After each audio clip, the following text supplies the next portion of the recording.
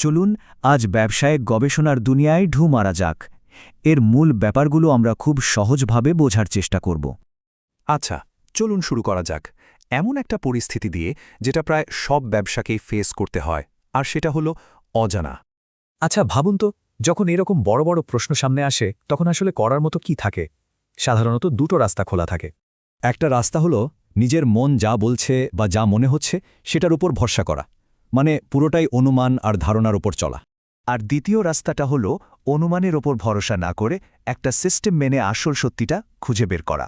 আর এই যে সিস্টেম মেনে সত্যিটা খুঁজে বের করার কথা বললাম, এটাই কিন্তু আমাদের আলোচনার মূল বিষয়, আর তা হলো ব্যবসায় গবেষণা।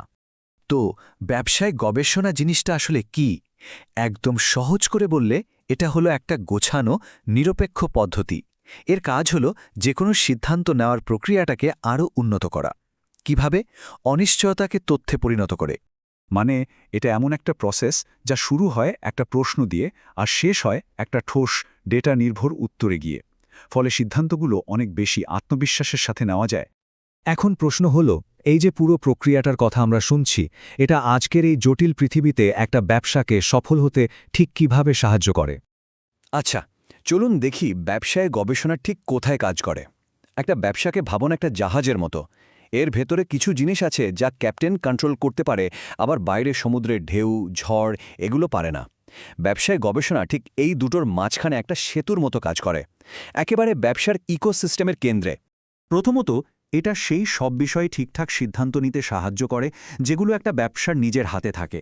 যেমন ধরুন, একটা নতুন পণ্যের দাম কত হবে বা সেটার মার্কেটিং কিভাবে করা হবে, এই সব। আর তার চেয়েও বড় কথা হলো, গবেষণা এমন সব জিনিস বুঝতে সাহায্য করে যেগুলোর ওপর ব্যবসার কোনো হাত নেই, মানে বাইরের পরিস্থিতি। যেমন ধরুন, দেশের অর্থনৈতিক অবস্থা, নতুন কোনো টেকনোলজি বা বাজারে নতুন প্রতিযোগী, এসবের সাথে মানিয়ে চলতে সাহায্য করে। তাহলে বুঝতেই পারছেন গবেষণার গুরুত্ব কিন্তু অনেক। এটা একদিকে যেমন ব্যবসার জ্ঞান বাড়ায়, বড় বড় পরিকল্পনা তৈরিতে সাহায্য করে, তেমনি অন্যদিকে একদম সাধারণ গ্রাহকদের চাহিদা, পছন্দ অপছন্দ বুঝতেও কাজে লাগে। সোজা কথায় সঠিক আর প্রমাণ নির্ভর সিদ্ধান্ত নিতে এর কোনো বিকল্প নেই। এখন একটা মজার ব্যাপার বলি, সব গবেষণা কিন্তু একরকম হয় না।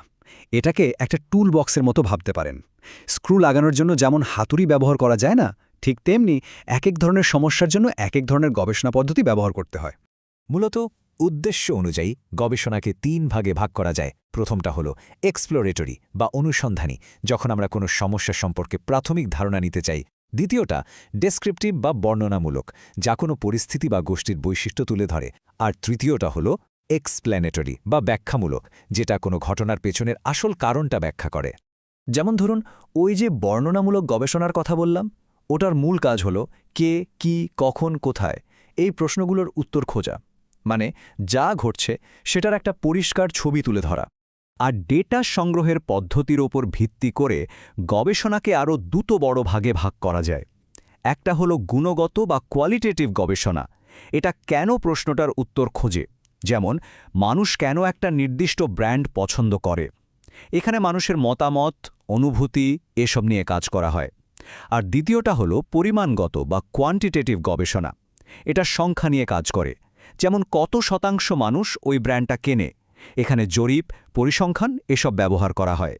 তো আমরা বিভিন্ন ধরনের গবেষণা সম্পর্কে জানলাম, কিন্তু আসল কথা হলো এই সব তথ্য দিয়ে শেষ পর্যন্ত কি হয়, কিভাবে এটা একটা ভালো সিদ্ধান্তে পৌঁছাতে সাহায্য করে। ব্যবসায় গবেষণা কিন্তু শুধু মার্কেটিং বা সেলস ডিপার্টমেন্টের জন্য নয়, এর প্রয়োগ বিশাল। Management, product development, finance, HR, মানে একটা কোম্পানির প্রায় সব বিভাগে এই টুলগুলো ব্যবহার করা হয়। আর এর চূড়ান্ত লক্ষ্যটা কি? লক্ষ্য হল এমন নির্ভরযোগ্য তথ্য জোগাড় করা যা দিয়ে ব্যবসার সাথে জড়িত সবার উপকার হয়। মানে ভোক্তা থেকে শুরু করে কর্মচারী, শেয়ারহোল্ডার, সাপ্লায়ার সবার জন্যই এটা গুরুত্বপূর্ণ। তো পুরো ব্যাপারটা একটা প্রবাহের মতো।